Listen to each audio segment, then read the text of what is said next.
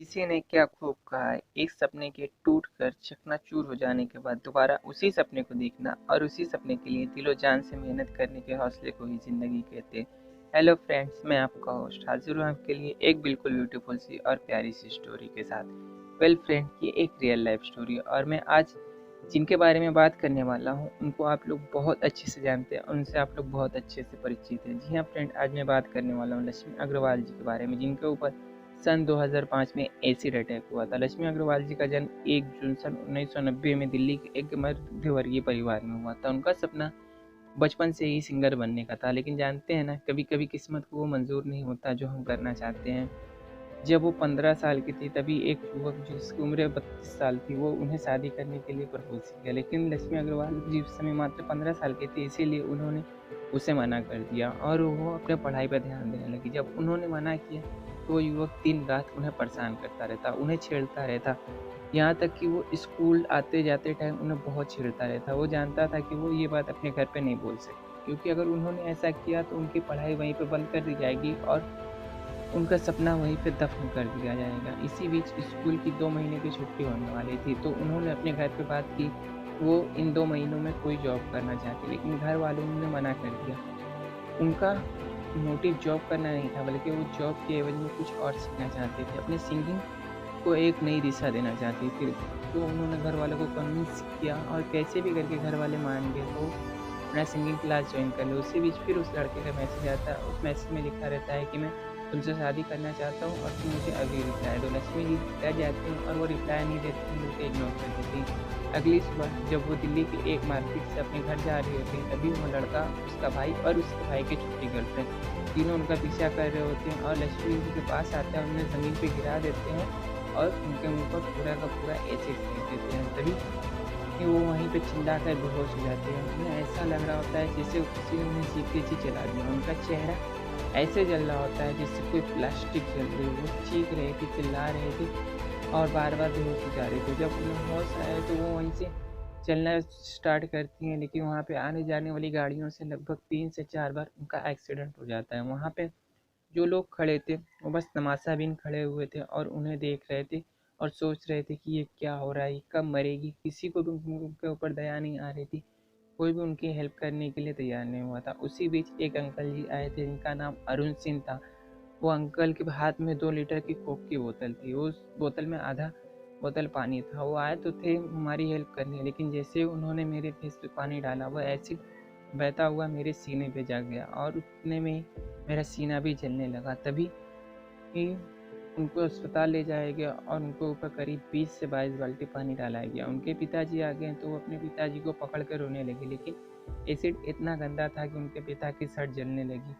उनका पूरे होशो हवास में 2 से 3 बार ऑपरेशन हुआ और उनके चेहरे को और उनके दोनों आँखों को 3 बार सील दिया गया था।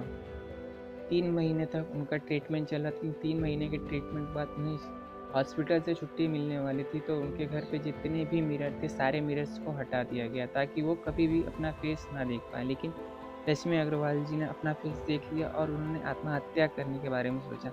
लेकिन कहते हैं ना, साहसी कभी आत्महत्या नहीं करते। उन्होंने थोड़ा साहस दिखाया और अपने आप से एक सवाल पूछा कि मैं तो अभी आत्महत्या करके आसानी से मर जाऊंगी, लेकिन उस माँ का क्या जो मेरे लिए 3 महीने से नहा ही नहीं, और इस पिता का क्या जो मेरे लिए 3 महीने से सोया नहीं है। मैं तो आज मर जाऊंगी, लेकिन वो लोग मेरे लिए दिन रात मरते रहेंगे। उसी बीच उनके माता और पिता आ गए और दोनों ने उन्हें गले लगा लिया और वो गले पर रोने लगे। तो उनके पिताजी ने कहा कि बेटा देखना, एक दिन आपको आपके इसी चेहरे से प्यार होगा। और उन्होंने उन्हें बहुत हौसला दिया और बहुत आगे बढ़ने की प्रेरणा दी। रश्मि अग्रवाल जी पूरे संघर्षों के साथ अपनी मेहनत करते रहे और उन्होंने अपनी सारी की सारी पढ़ाई ही पूरी की। उसी बीच उनके लाइफ में एक और तूफान आया। जी हाँ फ्रेंड, एक और तूफान, वो तूफान आया था 2005 में, जब इन्हें पता चला कि उनके भाई को टीबी है और वो अब जीवित नहीं रह सकता। ये बात उनके पिताजी को बर्दाश्त नहीं हो पाई और उनको अटैक आ गया। उसी बीच घर पे कोई कमाने वाला नहीं था, क्योंकि केवल उनके पिता ही थे जिन्हें पूरे घर का खर्च चल रहा था। घर की हालत बहुत खराब हो गई। उन्होंने इतने सालों में जो कुछ सीखा था, जितना पढ़ा था, उनकी सारी डिग्री लेकर, सारे अपने एक्सपीरियंस लेकर बाजार में उनकी जॉब मांगने की, लेकिन उन्हें किसी ने भी जॉब नहीं दिया। तभी ये उन्होंने एक मुकदमा दायर किया था 2006 में कि एसिड पूरे भारत में बैन होना चाहिए, और उसका रिजल्ट सन 2013 में आ गया था। वो कहते हैं कि मैं एसिड अटैक के शिकार हुए और लोगों से मिलती हूँ और उन्हें देखती हूँ, उनमें से कुछ लोग ऐसे भी हैं जो सुन नहीं पाते हैं, जो देख नहीं पाते हैं। मैं तो खुशकिस्मत हूँ कि मैं देख सकती हूँ, सुन सकती हूँ और अपना सब कुछ कर सकती हूँ। उन्होंने बहुत मेहनत की और अपने आप को आज इस मुकाम पे पहुँचा दिया है कि उन्हें आज हर कोई पहचानता है, और इंसान को हमेशा यही लगता है कि उसकी प्रॉब्लम ही सबसे बड़ी है। लेकिन दुनिया में बहुत से ऐसे भी लोग हैं जिनके जीवन में आपसे भी लाख बड़ी बड़ी प्रॉब्लम है। तो फ्रेंड्स, आगे निकलिए और देखिए कि हाँ, आप क्या कर रहे हैं और आपके बगल वाले क्या कर रहे हैं, क्योंकि सर, अपॉर्चुनिटी तो सबको मिलती है लेकिन प्रॉब्लम भी सबको मिलती है। और ये बात याद रखिएगा, जब कोई प्रॉब्लम का जन्म होता है तो कहीं ना कहीं उसके सोल्यूशन का भी जन्म होता है, क्योंकि प्रॉब्लम कोई भी ऐसी नहीं है जिसका सोल्यूशन इंसान ना कर सका हो। और रश्मि जी ने अपने इंटरव्यू में एक बहुत अच्छी बात कही थी कि उन्होंने ऐसे मेरे फेस पे दिखा था, बल्कि मेरे सपनों पे नहीं। और आज उसी के दम पे, उसी हौसले के दम पे आज हम आप उन्हें पहचान रहे और देख रहे। और हाल ही में उनके ऊपर इतनी अच्छी मूवी सुपर डुपर हिट हो जाए थी छपाक में, जिसके लीड रोल में दीपिका पादुकोण जी थी।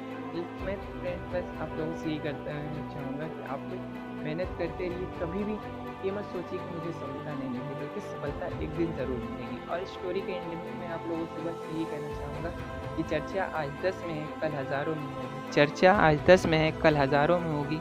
नाम लोगों के दिलों में और फोटो अखबारों में होगी। तब तक के लिए आप अपना ख्याल रखिएगा। मैं आपसे मिलता हूँ अगली स्टोरी में।